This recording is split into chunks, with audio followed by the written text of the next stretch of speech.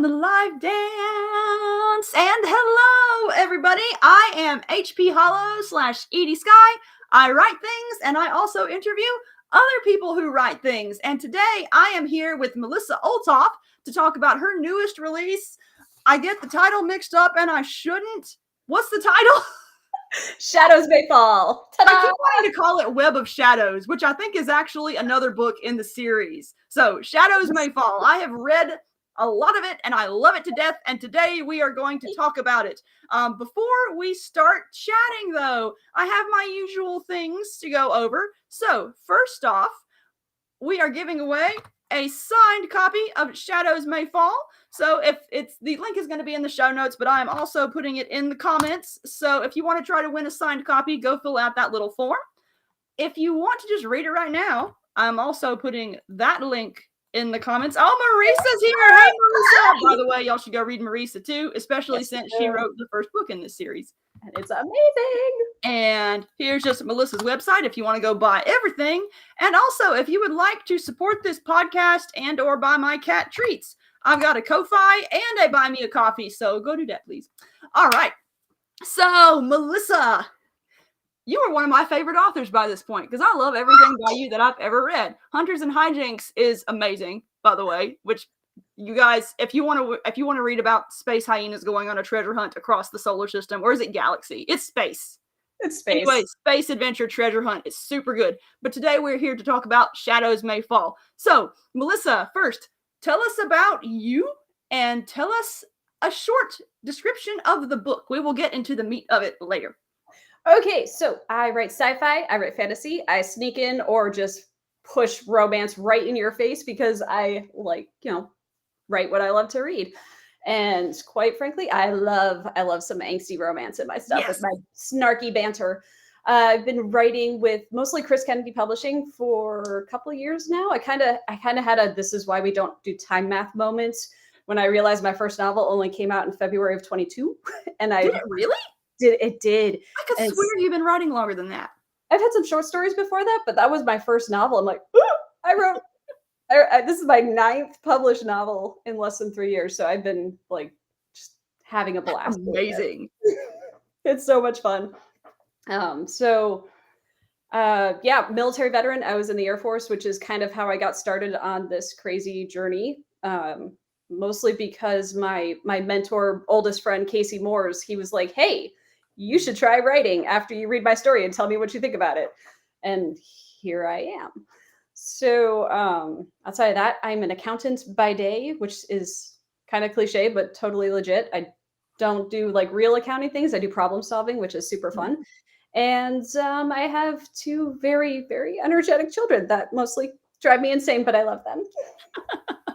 It astonishes me how many authors I know are actually in accounting or a similar field. It's like there's a lot of the authors who are very data oriented usually have some kind of accounting background, and it's really interesting to me. It is super weird. I'm like, oh my god, there's so many of us that are. I swear, I'm not lying. I'm actually an accountant. Oh my gosh. So, Shadows May Fall is, to put it very briefly, it is a twisty, turny, angsty, like epic urban fantasy story where you have a character who kind of is in the position where she has to stop an ancient evil that her family has dedicated like their lives to stopping. Only she's the only one left. And she's partnered with somebody that she cannot stand and hates because, this minor little detail of he legally murdered her father. So, but he's really hot, which helps, especially with fantasy romance, and I'm allowed to do this. So we've got some fun little side characters and some interesting little side quests, but basically stop the soul-eating monster before it destroys the world. Nice. All right. Now, this is book 2 in the Hit World Valkyries series. So, first question, one, just give us a general overview of the series itself. And 2, do you have to have read the first book to understand this one? Okay, so Hit World and Hit World Valkyries are so much fun to play in. So Hit World was created by William Allen Webb, Bill Webb, and Larry Hoy. And then Marissa Wolf is the series runner for the Valkyries side of the house. And it is anything goes urban fantasy with the backdrop of legal assassinations. Like, they have set up this world where if you have the money and you have a contract, you can legally kill somebody, which makes for a really interesting setting, right? Where you have characters that may be on the side of good or bad, or in between, doing all sorts of shady or not shady things, but it's not illegal to kill somebody. It's a good series for people who like morally gray characters. Yes. Yeah. That was a hard thing for me to reconcile at first, though, when they asked me to write it. I'm like, wait, I have to deal, but I don't want to kill people. This sounds wrong. But no. So I came up with the idea of, well, if that is a norm in this world, then are you going to blame the shooter, the person that carried out the assassination, or are you going to blame the person that took out the contract? Mm-hmm. So that's how I managed the enemies to lovers aspect with my main characters, Athena and Sebastian. Sebastian is my shooter, but he was just the weapon used. So I had Athena go after the guy that took out the contract in the short story, which is in the Valkyries Initiative anthology that Melissa Olthoff put out. You do not have to read book 1 to read book 2. They kind of act as standalones. However, obviously you should read anything Melissa Olthoff writes. But it does set up that Nick Fury character, Bryn, who kind of like, she will appear in everybody else's books as like the boss, the tie-in character, the one who knows all the things. So absolutely read Valkyries Chosen. It's amazing. And pick up the anthology while you're at it, because you'll get all the background short stories for our characters. And I should also plug my own little video. I did an interview with Marisa a few weeks ago. And so if you would like to hear about Valkyrie's Choice, go find that on whatever channel you're watching this on. It was a fun interview. It really was. All right. Now, I have to tell you, I had a hilarious experience with this story when I first started. So I was guest of honor at PCon this past weekend, and I was on my way to Fort Worth. At the airport, waiting in the TSA line, and I open up this book, and I see Fort Worth is where Athena is going to investigate. And I'm like, oh, I'm heading there. I wonder if I'm going to see where she's going. And then I finish the page, and it's like, no, I do not want to go to there. we're going to stay as far away as possible. So I have to ask, why did you decide to set your opening action scene inside a shit factory in Fort Worth? Like, I need to know, why a poo processing plant? Because it's funny. Perfect justification. I just spit. So one, I wrote this story. This is actually like my third novel that I ever wrote. So I wrote this like 2 years ago. Oh, really? But at the time, I'm like, okay, I have this character who is like super depressed. Like, her whole life has been like turned on its head.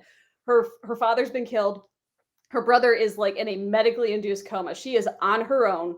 Could have gone to jail for the small, minor, little murder that she committed, and instead gets roped into this Valkyries Initiative thing. So she has no idea what's going on. She is essentially alone for weeks, and her only interaction is with Bryn, who is a little, sarcastic and standoffish for very good reasons. And I'm like, what is the worst thing I could do to Athena to open up this story? I know. A sewage processing plant. That's the worst thing you could do to most characters. It was hilarious, by the way. So, like, mission accomplished. But oh my gosh, yeah, that was the only good experience I had in the TSA line. Oh no. Oh my gosh, there's a whole epic story that I can get to about how I nearly missed my plane because I got in trouble for my fountain pens at TSA. And yeah, the short version of it is I basically sprinted to my plane movie style and made it by 30 seconds. Like, it was a whole thing. Yeah. Oh my goodness. And then I had a really fun weekend and it kind of made up for it. But yes. Yeah, so that is the association I have with this novel now. God. What's really funny though about that scene is, I had this idea of like, these little saboteur like poop demons, right? Like, let's just make this worse. Let's make it worse. But I was sprinting at the time. So sometimes, authors will get on Discord and we'll do sprints, like 10, 20 minutes, write as much as you can, just turn your brain off and go. I had no plan whatsoever to create magical talking rats or give Athena a sidekick magical talking rat character. Oh, I've got questions about the rats too. 100% not planned, but I'm like, oh, okay, well, this is a thing now. Cool, I'm going with it. Oh man, I love everything about this scene. Well, the thing I love too is like we laugh at the concept of poop demons that smother their victims, but like that's not a way I want to go. It's like there's something very viscerally horrifying about the simple idea of dying surrounded by poop demon. Like I didn't know that was a fear that I had, but now it is a fear that I have. You're welcome. But it's hilarious, but it's also very effective in setting up the stakes of this world and the kind of threats they're facing. So, good job. But okay, so the pizza rats. I know, like you just said that they occurred randomly, but I need to know about all the pizza rats because Mikey is one of my favorite characters. And it's like I relate to Mikey because I often feel very rat-like in my comfort sometimes, and also pizza. Like I fully understand them accepting pizza as currency. So at the time, like, a lot of us, like we talked about this offline, like we tend to be influenced by what we're watching or reading at the time. And I had decided that my kids needed to watch the original Teenage Mutant Ninja Turtle movies. Yes. Because, I mean, epic. We've been going through like all the 80s and 90s movies that I loved as a kid. And so we're watching these as I'm writing these opening scenes, which totally influence. I'm like, of course they're obsessed with pizza. Of course their names are Mikey, Raph. We haven't met Leo yet. That's a book 2 thing. Yes. But yeah, there was a point where I was reading that action scene and was like, these names sound familiar. Just love it. I almost named Mikey was actually originally April until I was like, that's too there's too many A names at this point. So yeah. I'm like, all right, fine, I'll change her to Mikey, which is adorable anyway. So oh yeah, I love Mikey. I wasn't expecting her to become one of the main characters, and I'm really glad she did. Oh, we've got comments here. This Marissa says, typing, yay, Mikey, boo, poop demons. You understand, Marissa. She knew what I was doing. In fact, it was partly her idea. Yes, Marissa, that was an excellent idea. Thank you for that. And then Jeremy's in the comments. He says, howdy. Hey, Jeremy. Your name's here. All right. So let's see here. I had other questions. All right. Athena has special powers, and she is a type of magical person / creature that I was honestly not familiar with before this particular book. So tell me, is it Kidemonas? Is that how you pronounce it? All right. That's at least how I pronounce it. Whether I'm saying it right. You know what? We're going to go with that. So I had this idea for a short story like a couple years ago, and it was mostly based on this weird ass dream I had where it was like angel wings and demon bones. And I'm like, ooh, I want to play with this idea. Right. And that's actually ended up being the title of my short story in the Valkyries Initiative, Antho. So I'm like, what if you had a race of so have you gotten to the Grigori yet? I don't think so. So I will try and keep it like minor spoilery, but like, what if you have like a race of extra dimensional beings that come here for reasons and they have to leave for reasons, but they don't want to leave us defenseless for reasons. So they gift a family that was very helpful to them with powers that can help them fight. Ooh, okay. But if you have 2 different beings gifting those powers, then maybe those powers don't play nice. So you end up having dual talents, but they tend to not play well together within each individual Kidemonas. So you have the ability to call certain aspects of your talent, but you can't call them together.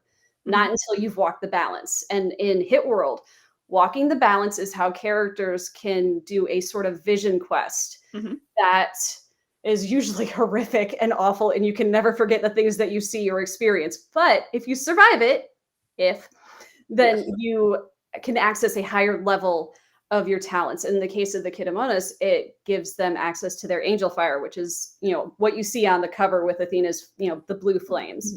So it it was really fun playing with that concept. And my favorite part was that it is emotion-based magic. Mhm. So you cannot do certain things unless you can manipulate your emotions to call on that particular town. I'm like, ooh, so now I have like emotional manipulators, only it's all self-directed. So Athena is very, very good at compartmentalizing and ignoring her grief and ignoring the things that she doesn't want to feel until she can't. Mhm. While we're talking about the magic, let's talk about the magic system in general. Because one thing that I really enjoyed about the opening scene is like I'm already somewhat familiar with Hit World. I've read a few of the novels, and so I was already loosely familiar with the magic system. But I really enjoyed how efficiently you set up how everything worked in that opening scene. So we know that that people who use magic in this world draw on Caval.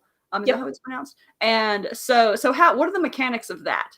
Because that's always the cool part of urban fantasy for me. I like knowing all the ins and outs of the magic. So I'm not gonna lie, this magic system is my favorite. Like I would tell Bill all the time, like this is the coolest thing ever. So you have Caval, which is just what we call magic, right? But unlike a lot of other books or systems, it's not a constant thing. It is a finite resource, and sometimes I always think of it like an ocean, right? Or like water. Sometimes there's plenty. Sometimes there's just a trickle. And sometimes your opponent can grab it all before you can. So if they can hold all of it, you can be, or at least you can make sure that your character is screwed over when you want them to be screwed over. So it is an excellent tool to make sure that your characters don't necessarily get overpowered or have an easy time of it. They need to get their butts kicked too, right? So you have finite amounts of Caval sometimes. Sometimes it really is a matter of who can grab it first. And that was super fun to play with, where Athena gets, she gets cocky sometimes. She's like, I have this impenetrable armor. Nothing can touch me. Oh, crap. There isn't enough magic to all my armor. I'm screwed. That's one of the things that I like most about her character is that she is very competent at what she does. But she does have that occasional overconfidence that then knocks her back a little bit. And I really like that balance. All right, so now we need to talk about the romance and Sebastian. So tell us about Sebastian. Okay, so by the way, guys, Sebastian 100% looks like Dee Winchester and sounds like Richard Armitage when he voiced Trevor Belmont from Netflix's Castlevania. Oh yes, I love him more now, automatically. Because I was literally, again, I was watching those shows at the time. So I hear Trevor Belmont in my head when Sebastian is talking, and I was watching Supernatural, and I'm like, all my characters now look like Dee Winchester. Done. Richard Armitage as Belmont was a gift to humanity. That was like, I'm not even a big Castlevania fan, but that particular performance made a fan out of me, at least for that particular show. And I was really miffed that the second show didn't follow him more. I didn't follow him at all because they switched casts. I didn't even try. I didn't even want to watch the second show because I'm like, but no Richard Armitage. No, done. That's the primary reason I was watching the first one. I mean, that and the action and whatnot. I mean, there are lots of good things about it, but Trevor carried a lot of it. He was so funny too. Like the humor was great. Oh yeah. So, Sebastian is very grumpy, right? It was important to me to set up enemies to lovers to me the right way, where it wasn't a miscommunication. It wasn't a one-sided thing. Athena literally hates this man and at the same time is grateful to him because he murdered her father and saved her brother. And then how dare he save her life when they're going after the bad guy in the short story, right? So she's very conflicted because while he is very much an asshole and grumpy and all these things, like it is very obvious through his actions that he is also a good person. And she cannot reconcile that at first because shooters are all bad, right? Yeah. Or are they?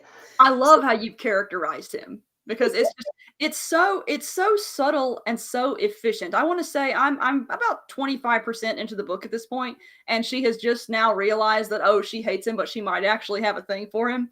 And there's also elements where it's like he has legitimate reasons for disliking her.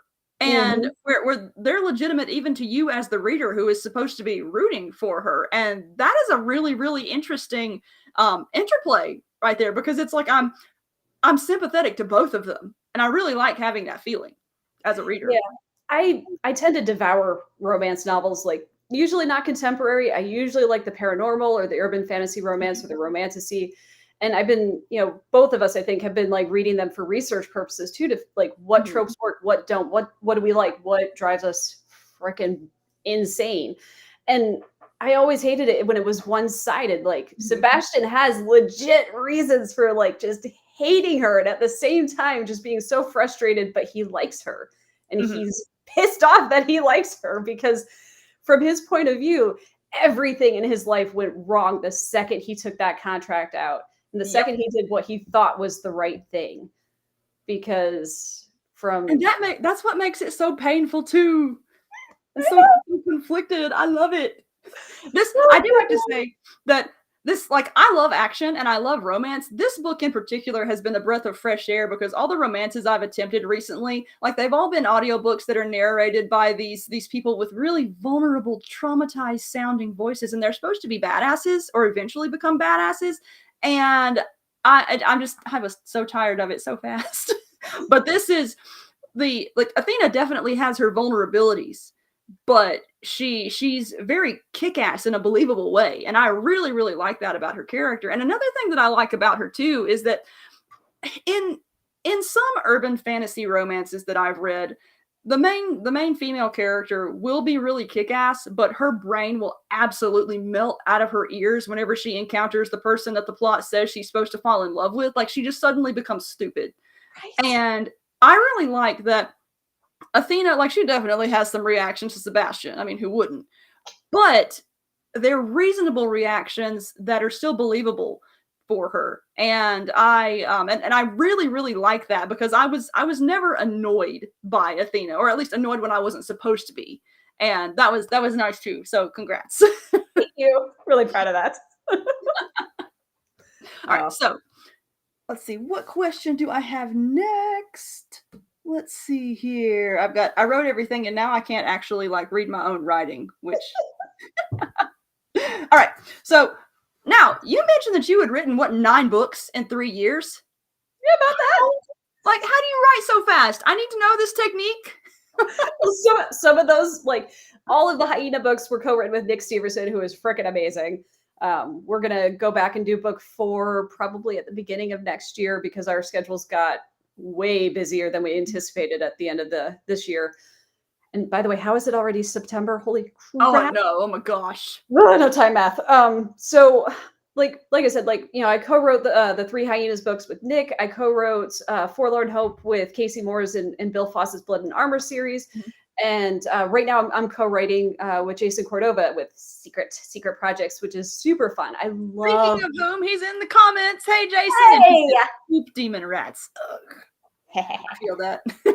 I love co-writing. It's so much fun because you can, even like on the days where you don't quite have like the motivation, bouncing off your co-author is usually enough to like get me out of a funk. Oh yeah, same here. And honestly, like, I live in Memphis. There is nothing to do here, guys. So writing is like my hobby. So I have my day job, I have my kids, I have my husband, and 2 very big fluffy German shepherds, and then I write. I don't have a lot of other outlets, so I have time, especially because my husband, goes on a lot of trips for his day job. So I have a lot of nights where kids are in bed, dogs are flopped on the floor, and I'm like, well, I could watch TV or I could write. So I just try and set a goal, like 1,000 words a day, 2,000 words a day, whatever my brain feels like it can handle at the time. Right now, it's about 1,000 because I think I'm still burned out from Dragon Con. Yeah, Dragon Con will have that effect. Oh man, I don't even go to Dragon Con and I'm tired from it. Like, I tend not to go to Dragon Con just because crowds. But I lurk on Facebook in the Dragon Con group, and there's so much going on and so much fun stuff that I experience vicariously. It's like by the time the weekend's over, I haven't even moved from my couch and I'm done. You're getting secondhand exhaustion. Yeah, secondhand exhaustion. I think I was more exhausted from watching Dragon Con stuff online than I was actually like doing stuff at PCon as the guest of honor, and they had me going nonstop. It was fun though, but I fell over. Like, I got off the plane when I got back home. It was just like, we done.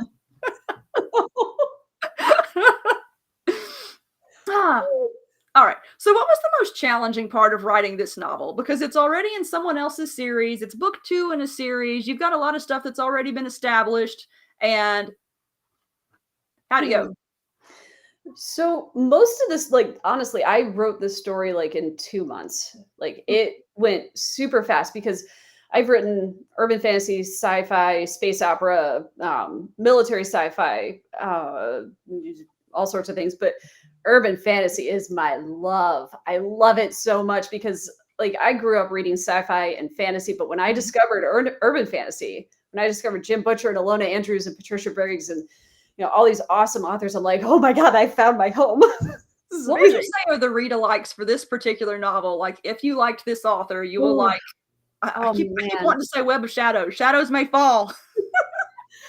I would not compare myself to Patricia Briggs or Alona Andrews by any means because I am still very much a baby author. But if you like that kind of like action-packed urban fantasy where there is a good romantic subplot, then the Kate Daniel series, the Alpha and Omega, the Mercy Thompson series are good comparisons. At least those are my loves. So that's what I was trying to emulate. And most of the book flowed really, really well. I was really, really happy with how that walking the balance scenes went. It just, look, there it is on the page. Did I write this? Cool. I'm sure I wrote it. It was great. The final battle took me forever.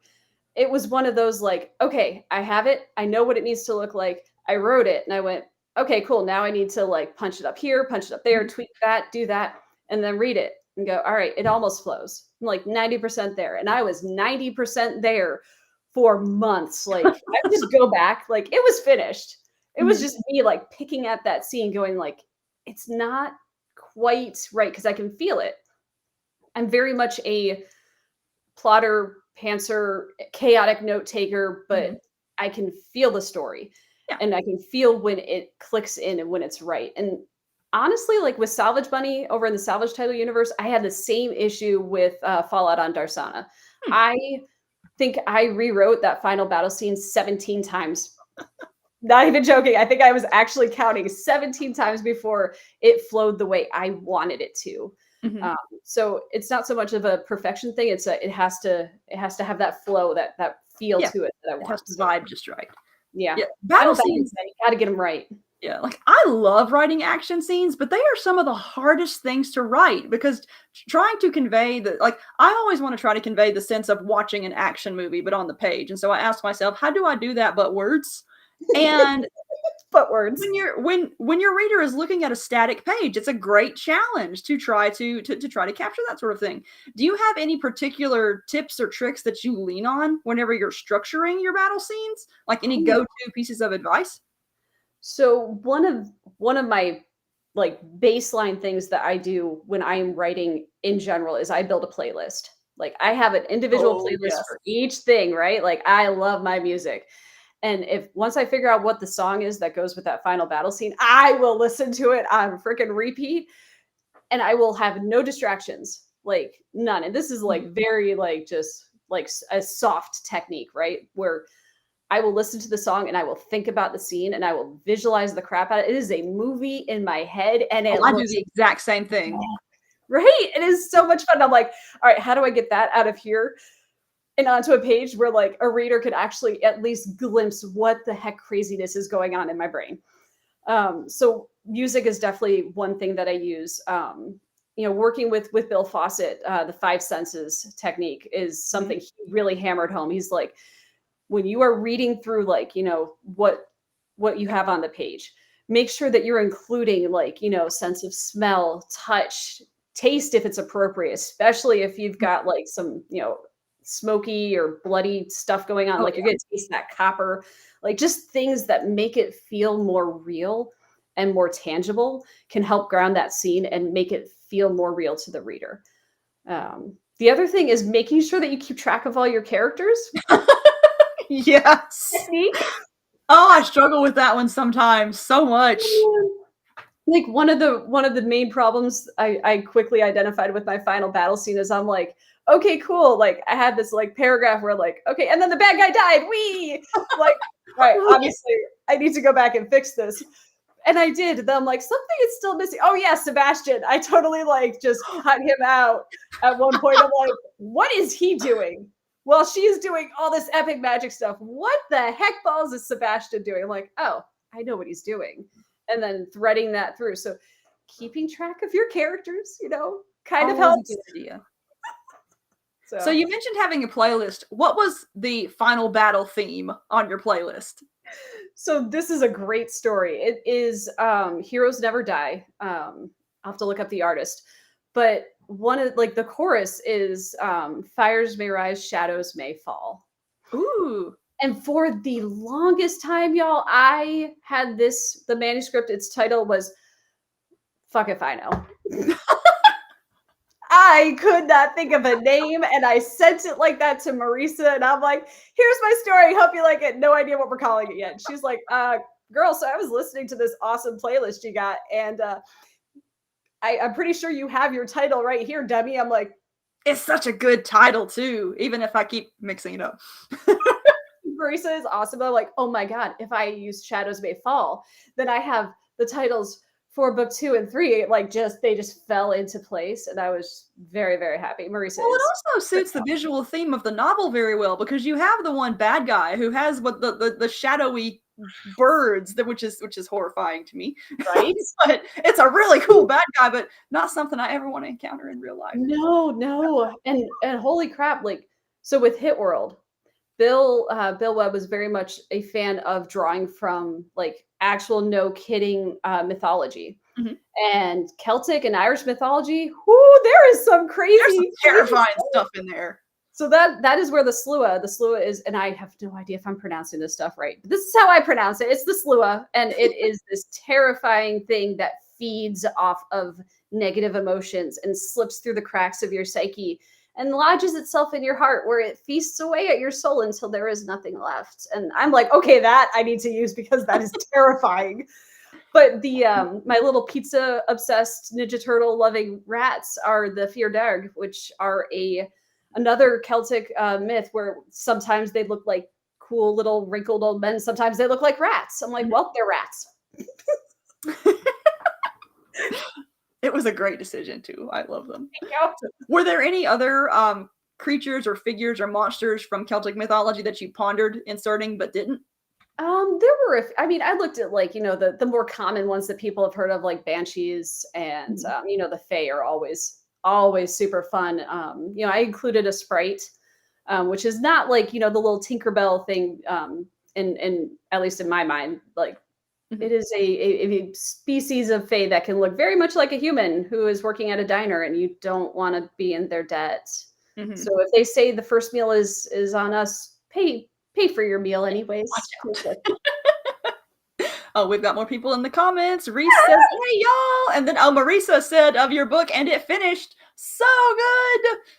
So further endorsement, y'all. Go read it. And again, while we're at a little stopping point, I do want to say I'm going to go put my little links in the comments again. If you are having fun and want to win a signed copy of this book, the link is now in the comments again. Go sign up for that. If you want to just read it straight out, I am also putting that link back in the comments. And if you guys have any questions for Melissa, feel free to put them in the comments too. We will get to them. Ask the craziest things. Ask about the pizza rats. Ask about all the things. So, all right, let's see here. Now you mentioned you collaborate with people. You have a kind of all over the place kind of writing technique. Are you a plotter? Are you a pantser? Are you somewhere in between? How much do you how? How? Yes. So I am very much in between. I don't pants. I like Nick Steverson, at his heart, that man is a pantser and he's brilliant at it. My brain don't work that way. So I tend to do a lot of chaotic notes, which is I identify as a chaotic note taker. So halfway between a pantser and a plotter. I will use Kevin Eikenberry's 7-point story structure to kind of set things up when I'm outlining. But at first, all I am doing is I open a Word document and I just start putting in dashed little notes or scenes, or the characters will start talking in my head. And that's how I know I'm getting close to being able to write. So I'll have little notes of dialogues or just messy word vomit scenes. And then I'll take all of that chaos and I'll organize it into like some semblance of an outline to make sure, okay, it rises and falls where I want it to. It feels right. And then when I'm actually writing, I allow room for surprises like pizza rats. I want to have that space to do things. And like, for example, Nick and I would like we text constantly. He's my best friend. And we would, no kidding, change what we were going to do in Hyenas just to be able to include like little snippets of dialogue, because we will talk like we're Maddie and Reggie without the romance, because gross, that man is my brother. Ew. But we'll have little dialogue things. We're like, oh, we've got to do this. This is hilarious. I'm often the same way. Like, I will find that some days when I sit down to write, it's a real struggle to get any writing done until I hit that one magical piece of dialogue, and then just the entire scene flows from it, and I get like 1,000,000 words done in an hour. Not literally Isn't that. it awesome though?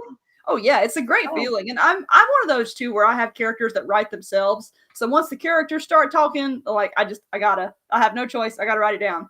And my husband is so patient with me. Like, now that he's finally understood that I'm clinically insane, because he did not understand it. I'm like, no, honey, you don't. I hear them. They're in my head. Like, I can hear Athena talking, or I can hear, Kaylee talking, or Maddie. I'm like, I have to write this down before I lose it. And I won't, like, if we're hanging out at night, I won't like write, but I'll be like, stand by. There was a griffin in my head and I must write this down before I lose it. And he just looks at me now and goes, okay. It's so nice to have someone who understands that, though. It's one of the biggest benefits of being married to someone who writes and co-writing with my husband. But That's yeah, amazing. do you find that your characters live in your head and like pop out at certain moments? Like when I go grocery shopping, I have a particular crew. They're not even from the same universe, but they like to come hang out in my brain when I'm grocery shopping and convince me to buy stuff I don't need. Like it's absurd. Like genuinely, if we were not writers, we would genuinely sound insane with the kind of conversation we're having. But It's amazing. They come out as well realized as actual people, which is it's absurd, but it's one of the greatest things about being a writer, like being capable of that kind of creation. It is, like, that depth of imagination is amazing. But it can also really suck though when a character has become so real in your head and then you go, I have to kill you now. Yep. And I have it's not just that I have legitimately cried at killing a character. It's that every time I read that scene, I will still cry because I am reminded that this person that I loved and spent time with is gone. And my brain cannot differentiate between fiction and reality at that level, which tells me it's, well, one, I'm insane, but two, like I managed to do a good job like creating depth to that character, at least in my head. That's right. Marisa says, what's a little insanity between friends? No, speaking of depth of character, one thing that I have really enjoyed about the novel thus far, I'm about 25% in, and the romance is already sexy. Like, I haven't spent a lot of time with Athena and Sebastian, but already I feel the chemistry. And so I want to know, what techniques do you use to write that kind of romance so efficiently? Like, how do you choose what details to include? Because romance is tough. I think it's one of the most fun genres, but it's also one of the most difficult things to write convincingly. And you do write it convincingly. Thank you. Honestly, like, some of it is literally just putting yourself in that scene, right? And being so well into your characters' heads that you can figure out, like, okay, at this point, because I really prefer slow burn, right? So for romance tropes, like fast burn is like insta love, right? Like fated mates, or like, I don't know, really bad decisions on alcohol. Slow burn is like where you take the time to develop that relationship, and it's, idiots to lovers, friends to lovers, second chance, like, or in this case, enemies to lovers, which is my favorite. But it's honestly, a lot of it, I think I just absorbed through osmosis, like just reading so much of the genre and picking out what I liked and what I didn't like. And so much of what I liked, I figured out, was that angst and that tension, and letting that slowly develop, but not letting it take over the scene. So a lot of that was me keeping myself on a tight leash because I'm like, I want these two to get together. They're going to get together. I want this to happen, but I must be patient. So I may have jumped ahead like 2 whole books and written out some fun scenes just to kind of get it out of my system. And whether that works for everybody, I don't know. My brain is weird, but I absolutely do the same thing. Like I conceptualized a romance series and like wrote all the spicy scenes first, just so I could make sure I could make it work. yes. And now I just write all the stuff that builds up to it. Oh, the spicy scenes are like 3 books away, but it's nice to have them. Well, it's nice to build up, like, yes, you have like the fun banter and like, you know, the slow rolling. I love the banter. Tension, like, damn, he's hot. Crap. But the emotional aspect to me is the most fun, like building that slowly, like, you know, building the trust between the 2 characters and the slow realization that, okay, he's an asshole, but he's a good man. And holy crap, he just saved my life. I have lost how many times he has saved my life, or how many times I have saved his life, if we're talking epic stakes like urban fantasy. And it's just fun to build off of that, slowly building trust and connection with another character. So I enjoy it. What's your favorite enemies to lovers story, whether movie or novel, or I won't make you pick one. You can pick one. Man. This is like being at the doctor's office when they ask you like, okay, do you have any questions? And you're like, nope, nothing has gone wrong with me ever. I am perfectly healthy. Great.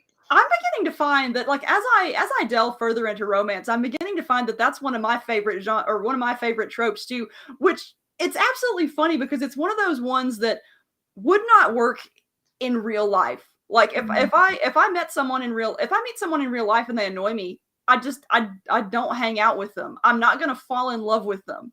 But when it happens in a romance novel, when that's the point of the romance novel and it's written well, it's like, oh yes, give me more, please. Give me more of this annoying man.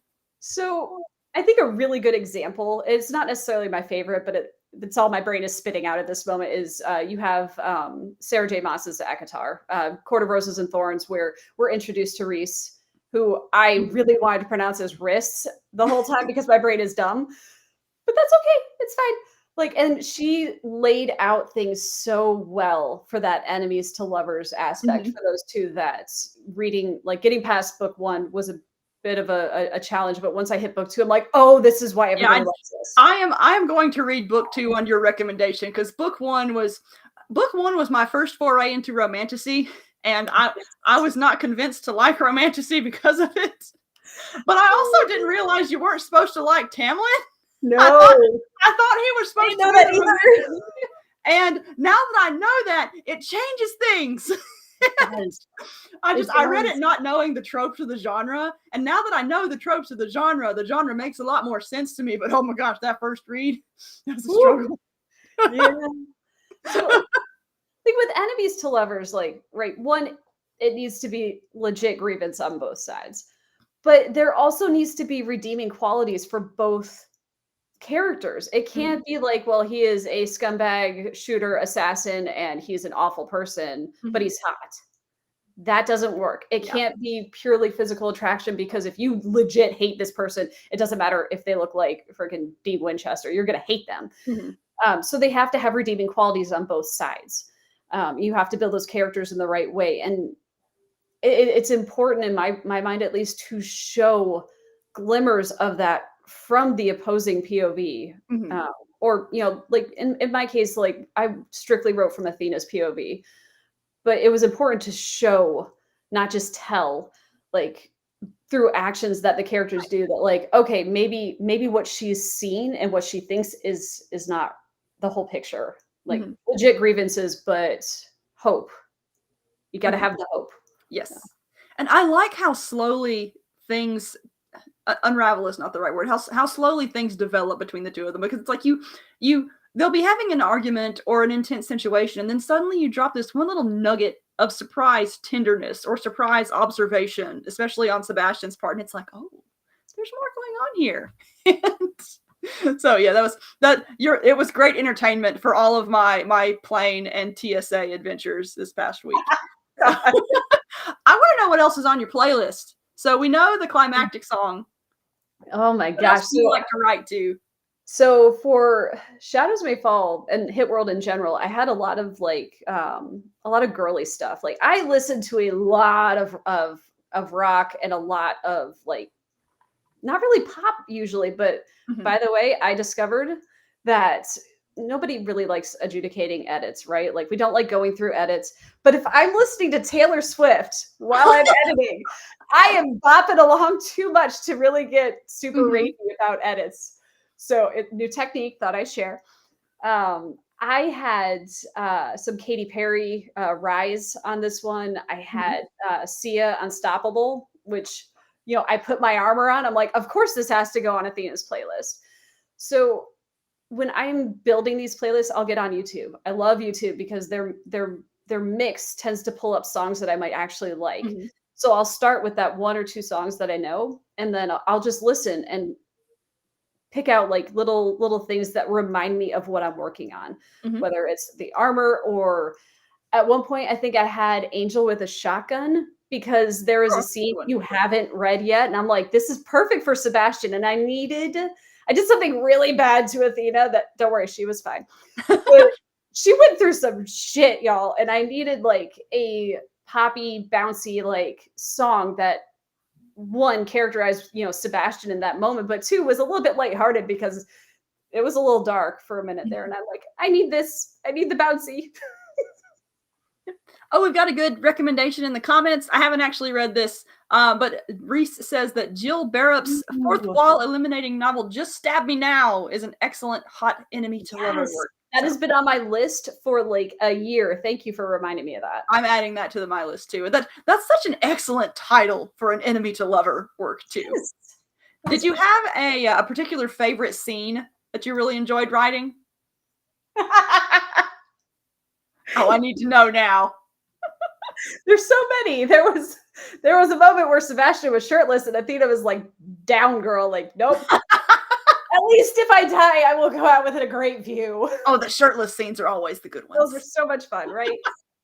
But without giving away spoilers, I think one of my favorite moments to write was like, I drop hints of what Sebastian's talent is throughout. And I mean, it's kind of obvious what he is, but when he finally like unleashes his talent and she's like, oh, of course he is. Yep. Great. Perfect. That was so much fun to write. I'm like, yes. I'm looking forward to this scene now. I mean, I'm looking forward to the rest of the book in general, but all right. Well, we're getting close to the top of the hour. So first off, I want to say thank you for joining me. But before we close out, I want to say, I want you to say, what you got coming up? Any signings? Any conventions? Any? This book just released. Do you have any others in the works or for release soon? Considering that you've written 9 in the course of 3 years. This is my fourth novel out this year, so that's Lord. it. What else have you written this year? We got 10 minutes. We can talk about these other books. Salvage Bunny. So Salvage Bunny is my Salvage Title Universe character, Kaylee. She's kind of like my mashup between Dr. Daniel Jackson from Stargate and Evie from The Mummy. So I love her character so much. I'm actually getting ready to dive back into her head to do the 4th book in her trilogy. Oops. So Fallout on Darsana was her 3rd book, and that came out in February or March. And that one was fun. That was very much along the theme of how far would you go to save yourself? So those are fun books to write. And then my 4H2, my 4 Horsemen novel, Companions in Chains, came out. That one definitely came out. That's right. It was the month of Melissa because Chris Kennedy is awesome. Yes. He declared March the month of Melissa because I had back-to-back releases. That was a blast. But Companions in Chains is very much a Science Guild mind fuckery, power of friendship, and a dropship pilot who is very, very determined to get her friend back from the Science Guild that may or may not have stolen her. That whole thing mostly came about because I was listening to a band called Dos Gringos. If you've ever wanted to know what fighter pilots are really like, highly recommend checking out Dos Gringos and the Sand Trap, because adding that to my list. Jeremiah Weed it's definitely not safe for work. It's not kid friendly, and it is hilarious. And it inspired like a lot of that story. So it was my Depic companion novel. So you have assassin kitties, and it was so much fun to write. Yes. And then I had Forlorn Hope come out with Casey Moore's back in July. And which, by the way, viewers, we also did an interview for, so go hunt that one down too. That one was not a bouncy, joyful type novel. That one was very much a near future military science fiction, country at war and, loss and horrible things happening. But the key, thing that tied that whole story together was hope. And that, by the way, that like is in everything I write. I will never be the kind of author that writes grimdark. I need there to be hope. Like no matter how dark things get, no matter how badly I let my characters get their asses beat to hell and back, like there is always going to be that hope that, good triumphs over evil. Because at heart, I am still very much a kid watching those Saturday morning cartoons, right? Oh, also, yes, same. Watch them with my own kids now, so. Oh, we've got the series creator himself in the comments. I know. The Web says, I thought this was an OnlyFans channel, but this looks good too. We love you, Bill. Thank you for creating this series, by the way. It's been super fun. It is a blast. I love it so much. And I dear Lord, I have over 15,000 words for book 2 Chaotic Notes already. So next year. How many books are you going to write in the Valkyries series? So at the very least, I will have a trilogy because I have a whole arc planned for Athena and Sebastian, both from like, of course, the enemies to lovers, relationship subplot. And the Slua is not an enemy that can be defeated easily. It is very much a we type of enemy where there might be a lot of them, but they're all one thing. So they're all interconnected. And just because you destroy one part of it doesn't mean there isn't more. So that will take the whole trilogy to come to a satisfactory conclusion, and will also tie back into the beings that may or may not have given Athena's family their powers in the first place. So I have plans, and I'm so excited. Nice. Do we have projected release dates yet, or are they still very much in the works? So my goal is to finish up Salvage Bunny, start writing and write the whole thing by the end of the year, and then take a look at my commitments for next year and then figure it out. But she like I told you guys, I think of these characters as real people. Athena will get book 2 next year at some point. It's just a matter of figuring out where. And by the way, if you guys would like to keep up with whatever Melissa is writing and releasing, I'm putting her website in the comments too. And they're, of course, in the show notes as well. So go to all the links. And you know what? While I'm putting links in the comments again, may as well put all the others back in there. So here, upcoming is the link to the book. And then once again, we're giving away a signed copy. And I'm putting that in the chat as well. And of course, you can find all this in the show notes as well. So go click all those links, do all the stuff, have fun. But yeah. So where are you going to be? Cons or signings or traveling for fun or all the things? What you doing? So Marisa Wolf and I will be at Deep South Con in, holy crap, 2 weeks. Oh, wow. This is why we don't do time math, because that is creeping up. But that is also coincides with Oktoberfest in Helen, Georgia this year. Not sad about this, y'all. It's going to be a fun experience. It's going to be so much fun. So that is my last con for the year. I will have copies of my Valkyries novel with me. I will have copies of other things. So, come find us, hang out, and we'll drink some beer in downtown Helen, Georgia, right? I think, that's the last thing I have for this year. I am planning to go to MarsCon, though, in January. Yay! So am I. We'll see each other there. I'm so excited. I am helping out with scheduling with all the panel stuff. So I was looking through the list today. I'm like, Heather and Jacob are going to be there. Yes. And then Superstars, which is a super awesome writers conference out in Colorado Springs in February. And then at the very least, LibertyCon and DragonCon. Nice. So lots of cons coming up, even if they're mostly through the whole year. Oh, yeah. Yeah. Busy. Between cons and writing, you got a stuffed schedule. Yes. All right. Well, thank you for joining me. Before we head out, first off, viewers, thank you for watching as well. Thank you, Melissa, for joining me. Melissa, tell everybody where they can go buy your stuff, and then we will say goodnight. Well, thank you for having me. This is so much fun. I will hang out with you anytime. You can find me at melissaolthoff.net. I am on Facebook in unhealthy amounts. You do not have to be my friend, but you can always send me a friend request. I have recently discovered Instagram and Instagram Reels, and I am somewhat addicted. Oh, yes. Thank you, Bill. I will also be at Mid-South Con, which is in Memphis in March.